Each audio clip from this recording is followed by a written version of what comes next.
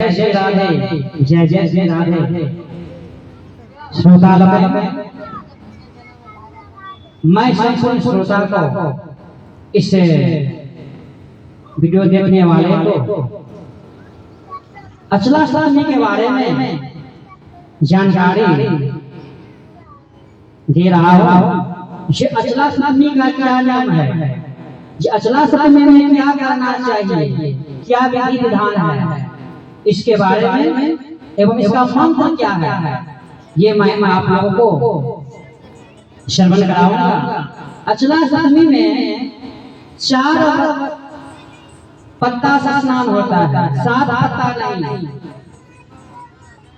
ऐसा आप सुनते हैं, कहता पंडित जी क्या 4 पत्ता से स्नान होता है अचला सप्तमी में? नहीं, पद्धति में 4 ही जो है सो पत्ता का नाम दिया गया और ब्रह्म मुहूर्त में स्नान करना चाहिए। अचला सप्तमी जो सरस्वती पूजा का माघ महीना में शुक्ल पक्ष में सप्तमी तिथि, जिसमें सप्तमी तिथि ज्यादा काल तक हो, उस सप्तमी तिथि में प्रातः स्नान करना चाहिए। पहला पत्ता होता है जो पद्धति के अनुसार, अपना मन से कुछ नहीं कह सकते। पद्धति का जब तक मुझे कुछ निर्णय नहीं मिलेगा तब तक अपना मन से कुछ नहीं कहा जाता है, क्योंकि मैं पंडित हूँ। तो 7 पत्ता जो है सो बैर का होना चाहिए, जो बैर होता है 7 पत्ता बैर का होना चाहिए, 7 पत्ता अकान का होना चाहिए और 7 पत्ता चिरचिरी का होना चाहिए, जिसका अपामाद भी कहा गया है। 7 पत्ता चिरचिरी का हो गया और 7 को जो है सो जौ होना चाहिए। जो पूजा में जौ यूज करते हैं, वो जौ जो है सो पहले से जो आप अगर स्नान करना चाहते हैं तो 10 दिन 15 दिन पहले उस जौ को जो है सो कहीं आप मिट्टी में डाल दीजिए, जल दीजिए, उसमें वृक्ष ऐसा बड़ा बड़ा हो जाएगा। ये 4 पत्ता से ब्रह्म मुहूर्त में सवेरे प्रातः स्नान करना चाहिए और अन्नना करना चाहिए। किसी का मन में हो जाता है क्या पंडित जी फलहार करें? नहीं, इसका विधि पद्धति में नहीं दिया गया है। पद्धति में यही दिया गया है कि अन्नना करें, बिना नमक का भोजन करें, यही नियम है। और ये माघी जो अचला सप्तमी है, इसमें कुमारी कन्या के लिए भी महत्व है। कुमारी कन्या को अचला सप्तमी में स्नान करने से उसका 100 दिन का जो दोष है, यानी कि एक पति 2 शादी करेंगे तो 100 होगी, तो घर में झगड़ा होगा, तो 100 का जो है सो कष्ट सहन नहीं हो। स्वतंत्र का जो दोष है घर में उसके भाग्य में नहीं आए, इसको निवारण करने के लिए कुमारी कन्या को अचला सप्तमी का स्नान जरूर करना चाहिए। स्नान करने का मंत्र इस प्रकार से किया गया है पद्धति में। माया तन्मे रोगं शोभं च मागरीहन्तु सप्तमी। एक जन्म पापं यच्च जन्मान्तराजितं मनोबलमयोगाय च नियमः ज्ञाता ज्ञानं च पुनः।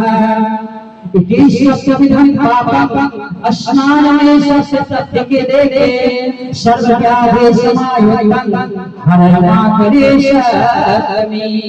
ये मंत्र है स्नान करने का। अगर आप लोगों को मंत्र न याद हो तो ये मेरा वीडियो खोल करके देखें और स्नान करें। और इसके उपरांत जो है सो सूर्य भगवान का जल अर्पण करने का मंत्र है। ओम जननीश्वर भूतानां सप्तमी सप्त के सप्तव्याहृत के देवी नमस्ते सूर्य। और जब कुमारी कन्या को स्नान कराया जाता है तो स्नान करने का विधान है। क्या विधान है? जो ब्रह्म मुहूर्त में प्रातः 4 बजे से पहले जो कौवा जो आवाज करता है, कौवा को आवाज करने से पहले स्नान होता है।